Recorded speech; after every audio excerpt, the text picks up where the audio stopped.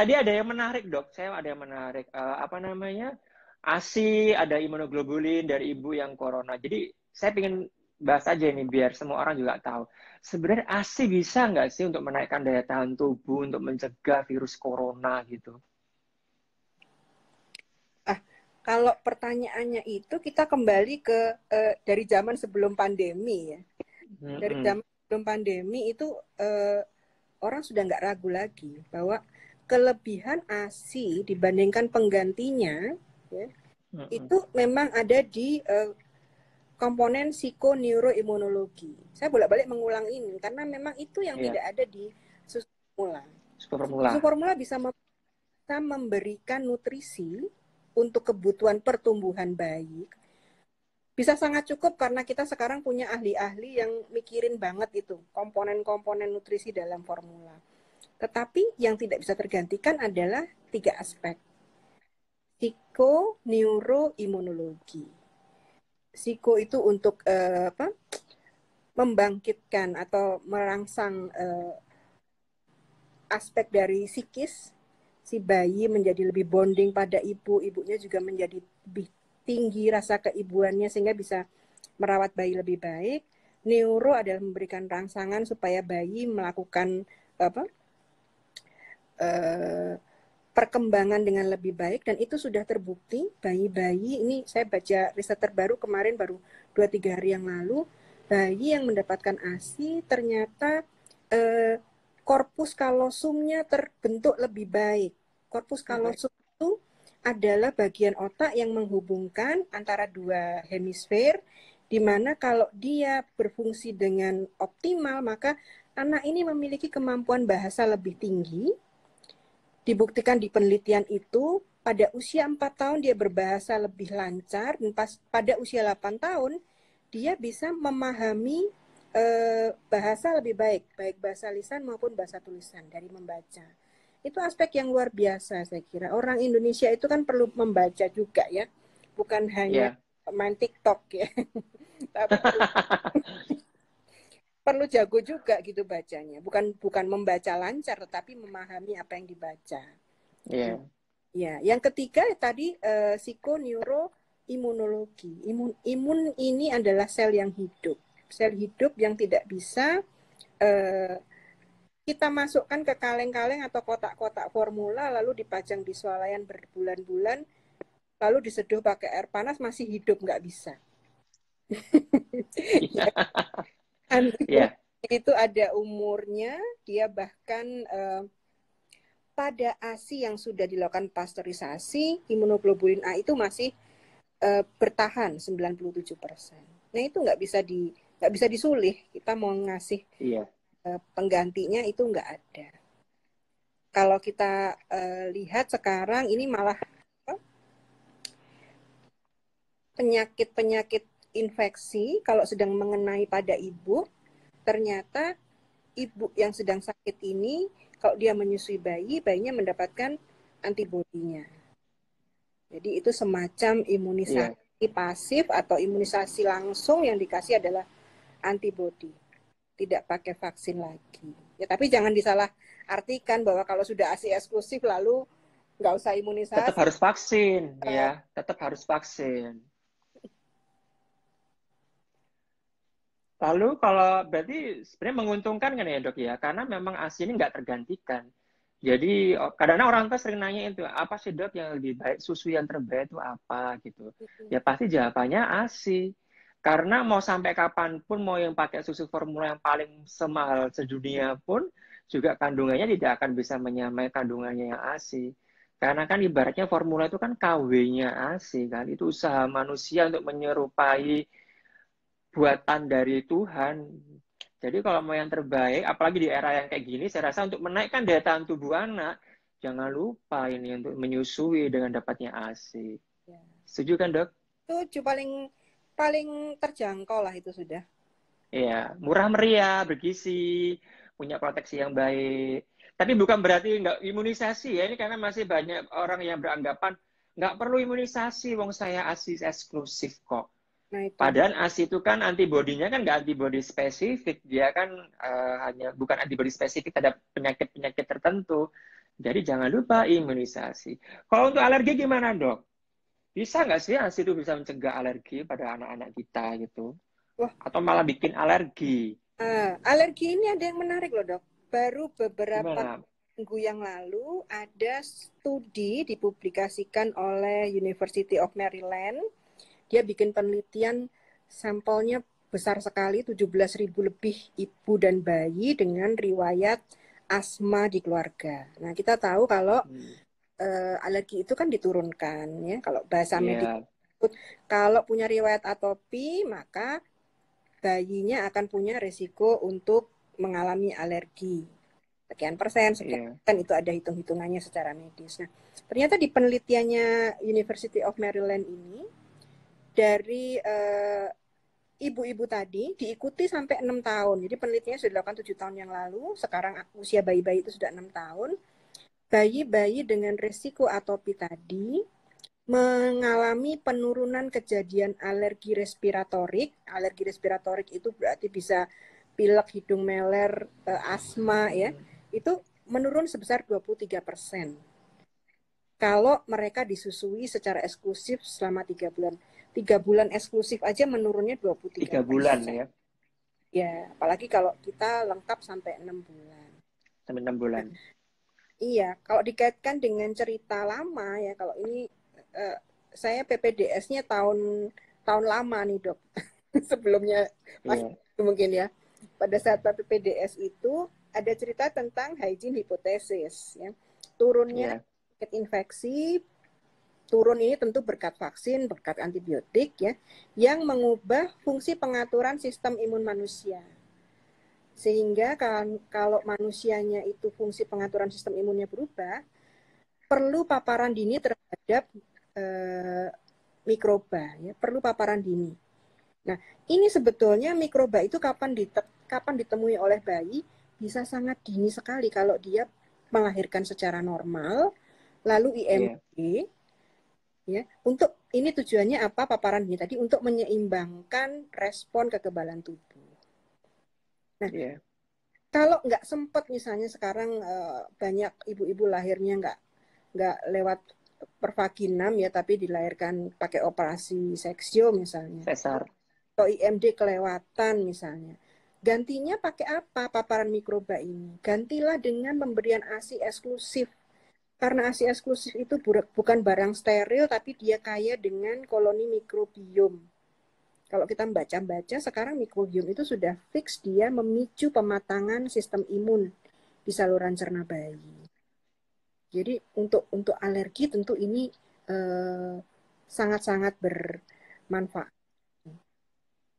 Ada satu lagi kalau nggak salah Iya, di University of Western Australia, di Australia itu ada satu studi preliminary tahun 2020 juga dipublikasikannya. iya, Ternyata sistem imun bayi itu bisa dilatih agar toleran terhadap alergen dengan cara mengatur pola konsumsi ibu selama ibu memberikan ASI. Jadi di sana oke, mereka menganjurkan ibu untuk ibu mulai makan telur pada saat hamil dan menyusui sebelum mengenalkan protein telur itu pada MPASI-nya bayi. Nah, ternyata upaya itu bisa membuat bayinya lebih toleran, mengurangi risiko alergi. Nah, ini yang kadang-kadang kalau kita tuh kan banyak pantangan ya, Mas, malah takut iya, alergi iya, ini iya, bilang. iya, Ternyata di studi itu disebutkan kalau sudah ada paparan dini pada saat hamil, pada saat ibunya nyusuin, nanti pada saat dikenalkan lewat MPASI, resiko alerginya lebih kecil. Jadi ini tentu kita masih nunggu kan kalau kalau EBM itu kan kita masih nunggu riset yang iya, yang baru, yang ya. Tapi setidaknya dari sana kita bisa melihat bahwa ASI punya peran untuk mencegah alergi ini. secara alamiah ya, sudah lengkap itu. Tuhan tuh udah menciptakan ASI itu sedemikian rupanya itu. Jadi saya juga heran ketika ada orang tua itu takut memberikan ASI hanya gara-gara alasannya takut anaknya alergi karena ibunya merasa punya alergi yang banyak. Saya Hmm. geleng-geleng itu. Itu Padahal padahal kan nggak seperti itu konsepnya. Ya kan, Dok? ya, itu perlu perlu ketemu dokter yang seperti Mas Ardi. Jadi pelan-pelan jelasinnya ya biar Iya, paham dari awal ceritanya itu seperti apa. iya. Khawatir lagi kalau disusuin makin jadi alergi itu nggak ada. Nggak ada cerita. Ini tadi ada yang tanya nih, Dok. Ini ibu minum obat-obatan, tapi nggak disebutin obat-obatannya apa. Bisa ngerubah rasa ASI nggak? Obat apa ya? Obat kronis mungkin ya, Dok ya? Ini memang Ngerubah rasa ASI. mengubah rasa ASI bisa bisa pada beberapa obat memang akan berubah. Misalnya warna saja, Dok. Kita minum ibunya minum vitamin yang dosisnya terlalu tinggi. Sekarang kita banyak banyak vitamin tuh multivitamin yang dosis tinggi. Iya. Kadang-kadang jangankan warna ASINya jadi berubah. Ibunya jadi takut. Kok ASI saya warnanya begini? Ibu minum vitamin apa-apa. Tapi sebetulnya ya dari eh, daftar obat-obatan yang diminum oleh ibu menyusui hanya sedikit yang benar-benar tidak boleh diberikan untuk ASINya diberikan ke bayi. ASI. Ya. Tetapi kalau obatnya itu hanya akan mengubah warna atau rasa ASI selama bayinya masih mau ya. Oke. Iya. Terus ini ada yang tanya lagi nih, Dok. Gimana cara memastikan bahwa ASI perahnya itu nggak basi? Mungkin dari kulkas, atau nggak sangat lama disimpan, gimana caranya tahu bahwa asinya itu nggak basi, Dok? Ada yang tanya itu. Saya Iya. rasa ya selama nggak berubah, makanya suhunya penyimpanan ini penting banget ya, Dok. Nggak boleh berubah drastis ini. Monggo, Dok, mungkin kalau bisa ditambahkan. Yang membuat ASI basi itu kalau dia kena kontaminasi bakteri. Nah, di negara tropis seperti kita, kontaminasi sangat mudah terjadi. Suhu makanan di bawah 5 derajat itu aja sudah di antara 5 sampai 60 derajat itu aja sudah rentan kok kontaminasi. Iya, Kalau kita menyimpan ASI di suhu ruangan kita apalagi Dok akhir-akhir ini ya, panas kan ini. bener, bener panas banget ini, Dok. Suhu di Iya. kita itu bisa di atas 30 tuh kalau siang-siangnya. Nah, itu Heeh. kalau ibu menyimpan ASINya di suhu ruang, dia hanya batasnya mungkin 4 jam saja. Tapi kalau kita mau gunakan ini lebih lama, ya simpan saja di lemari es. Dia akan tahan 72 jam, 3 hari sampai 5 hari. Bahkan kalau kulkasnya sangat ideal, kulkas hanya dipakai untuk menyimpan ASI segar, maka dia bisa tahan sampai 8 hari. Sebenarnya. Ya, tidak akan basi kan? Karena kenapa? Di suhu yang tepat, ASI itu sendiri punya zat anti infeksi sehingga kalau dia eh, bisa melindungi terhadap kontaminan tadi. Asalkan kita tutup rapat, kemudian kita jaga pada saat proses memerah juga sudah cuci tangan, ya alat perahnya sudah bersih, nah itu tidak terjadi kontaminasi. Dan perubahan suhunya ya, Dok, ya, waktu mau dipakai itu harus perhatikan juga ya. Dari Ya, beku, jangan sampai beku langsung dikasihkan ke bayi. Dari beku langsung dikasihkan ke bayinya karena ke susu nggak mau bayinya nangis ya, itu ya jadi gak karu-karuan tuh nanti. Yang ada nanti jadi bayinya makan es krim itu nanti, es krim ASI itu nanti. yang penting tidak mengubah suhu terlalu drastis. Jadi eh, prosedurnya adalah kalau dari suhu ruang kita mau menyimpan ASI berupa ASI segar, masukkan ke refrigerator. Dia bisa Iya. sampai 8 hari tadi. Tapi kalau mau dipakai lebih dari 5 hari, artinya kita harus masukkan dia ke freezer. Nah, baru masukin ke freezer. Kalau dari suhu ruang langsung masuk ke freezer, ini perubahan suhunya terlalu drastis. Begitu juga mencairkan. Mencairkan yang disarankan adalah dari freezer, letakkan dulu ke bawah, ke refrigerator, Iya. baru cair, nanti bisa kita keluarkan. Kalau mau dihangatin silahkan, tapi nggak boleh di atas api. Atau setelah cair, keluar ruangan sebentar, suhu normal bisa diberikan. Sebenarnya informasi itu sebenarnya di mana-mana sudah ada ya. Mungkin kalau namanya orang galau anak pertama itu mungkin kadang-kadang juga agak anu ya. Ini ada yang bertanya lagi nih, Dok. Bayinya kuning, disuruh stop ASINya karena kuningnya karena ASI. Gimana itu, Dok? Aduh. Speechless. Dokter Win aja yang menjelaskan deh, yang menjelaskan. Iya.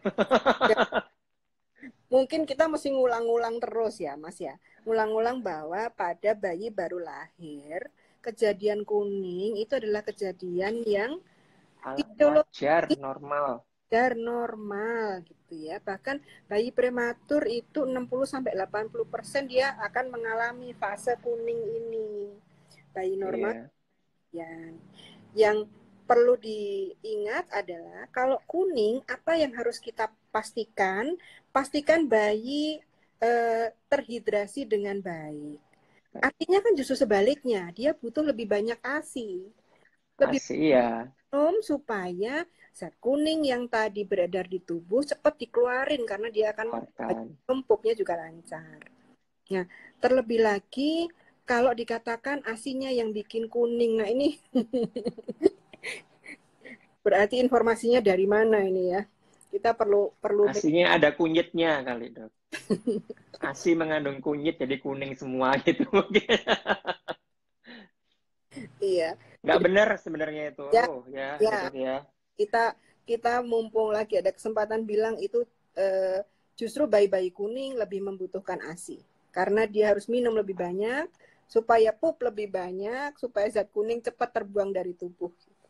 Ya. Jadi ibu-ibu jangan galau, tetap menyusui, apalagi bayinya kuning. Itu minumnya harus lebih banyak, biar nggak nempel di kulit, keluar lewat pup, lewat pipisnya.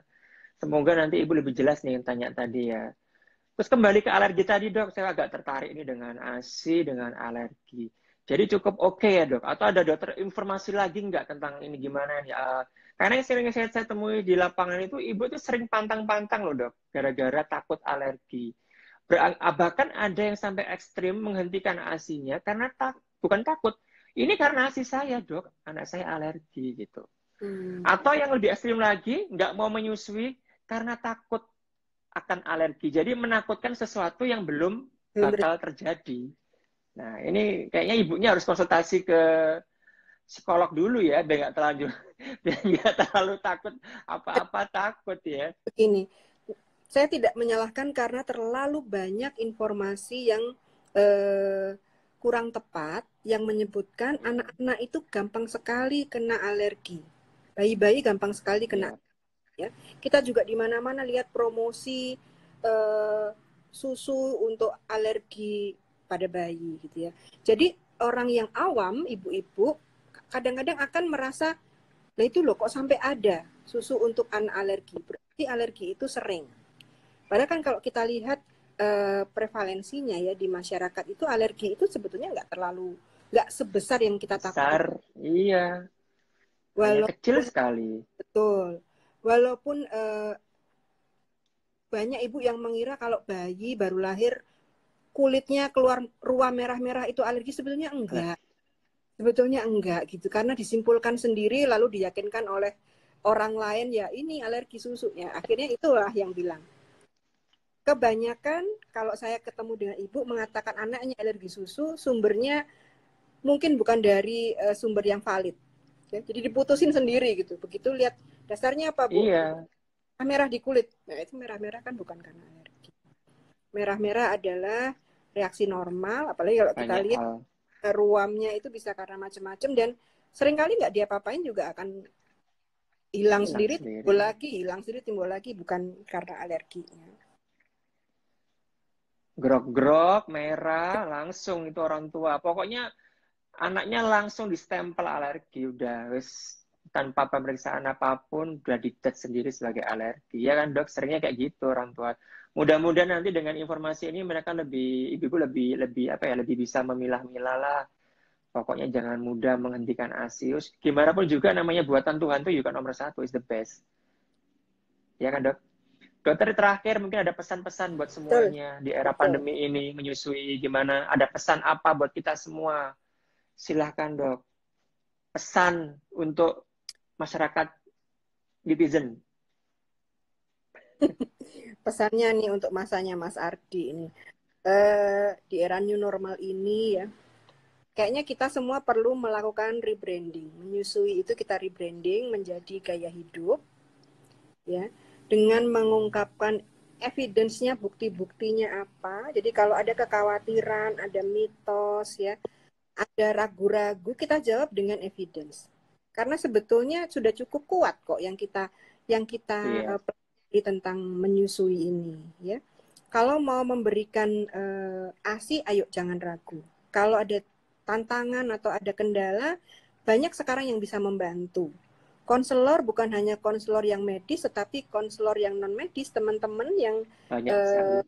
latar belakangnya bukan medis tapi mempelajari tentang membantu menyusui, itu sekarang juga banyak. Tinggal bagaimana Iya. ibu bisa melakukan tadi, gunakan kesempatan untuk mencari informasi, manfaatkan teknologi, kita rebranding, menyusui menjadi gaya hidup di era new normal.